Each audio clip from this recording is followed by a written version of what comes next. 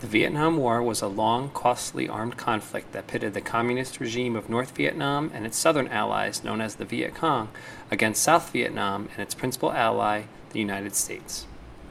Before we get into the Vietnam War, we need to look at some background. Vietnam actually starts off as a French colony, right, along with Cambodia and Laos. After World War II, when there was a sense of nationalism and a lot of colonies became independent nations, Vietnam was one of them as well. In 1954, the Geneva Conference actually separated Vietnam into two separate countries, North Vietnam and South Vietnam. Where are we talking about? It's in Southeast Asia. So we can see communist China here. This purple country is Vietnam, and then we zoom in on it. At this period, we know it's split in half, North Vietnam and South Vietnam. The North Vietnamese are going to be supported by the communist nations, particularly China, but also the Soviet Union. And then South Vietnam is going to be democratic and supported mainly by the United States. Now, there are a group of people in South Vietnam who want South Vietnam to become communist, and they're going to be known as the Viet Cong. So it's the North Vietnamese and the Viet Cong against South Vietnam and the United States. Right. The beginning part of it is the spreading of communism. Now, North Vietnam is going to be led by a man named Ho Chi Minh, and this is him over here.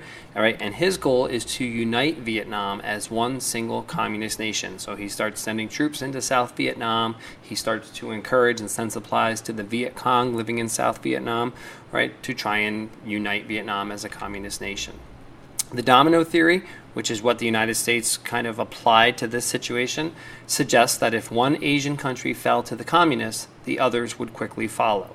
It's just like setting up a game of dominoes. If you stand them all up and you push the first domino, all the other ones are going to fall down in turn. So this picture does a good job of illustrating to you, right, the domino theory itself. So here's a Viet Cong soldier pushing the Vietnam domino, which is then going to trigger Laos, Cambodia, and Thailand, and on, right? That would be the spread of communism throughout Southeast Asia. And here is an American soldier trying to support and hold back the spread of communism.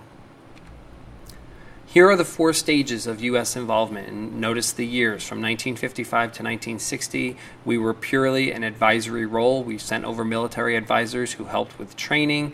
We're not, a straight-up active role just yet. Right? Stage 2 is the counterinsurgency. This is going to be more of the black ops and the CIA operations behind the scenes from 1961 to 1964 before we escalate into stage 3, which is combat role, where we actually sent troops. So from 1965 to 1968, right? Then we begin stage 4, Vietnamization, from 69 to 1975. This is going to be Nixon's plan of ending the war, or at least ending U.S. involvement. Why was the Vietnam War such a difficult thing for American soldiers? Because it was a different war than they had ever trained for or prepared for. World War I and World War II, right, going all the way back to the Revolutionary War and the Civil War, there was a battlefield, and the enemy was on the other side of the battlefield. In the Vietnam War, it was all jungle. You didn't know where the enemy was. You didn't know who the enemy was, because the Viet Cong would routinely make use of female soldiers, even children, right? So American soldiers had a very difficult time identifying who the enemy was. The enemy also used guerrilla warfare, all right? The hit and run tactics, hiding, hiding in the, without out in the jungle, coming out, making a surprise attack, and then retreating back into the jungle. American soldiers also had to rely heavily on helicopters to transport them to and from the battlefield, also transporting wounded soldiers, dead and wounded soldiers out, as well as supplies coming in. Right? The Vietnam War also saw the dominance of napalm. This is a picture down here, right? And Agent Orange, which are going to be 2 deadly weapons that are used. Here's another weapon, I guess we put it in quotes, used by the Viet Cong. They built elaborate tunnel systems throughout the jungle. So here are American troops searching for the enemy. Remember, they didn't know exactly where they were, so they used what we refer to as search and destroy missions, right, out searching for the Viet Cong, and the Viet Cong were operating within this elaborate tunnel system. They could pop up, they could attack, they can go back into the tunnels, and American soldiers had a very difficult time tracking the enemy down.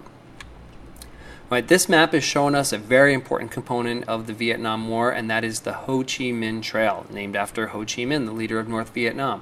Right, this was a series of jungle trails that the communists and North Vietnamese, right, used to get supplies and troops into South Vietnam for the Viet Cong to use against the United States and South Vietnamese soldiers, right? It becomes very important with the Tet Offensive. On January 31st, 1968, North Vietnamese and the Viet Cong launched this Tet Offensive using the Ho Chi Minh Trail.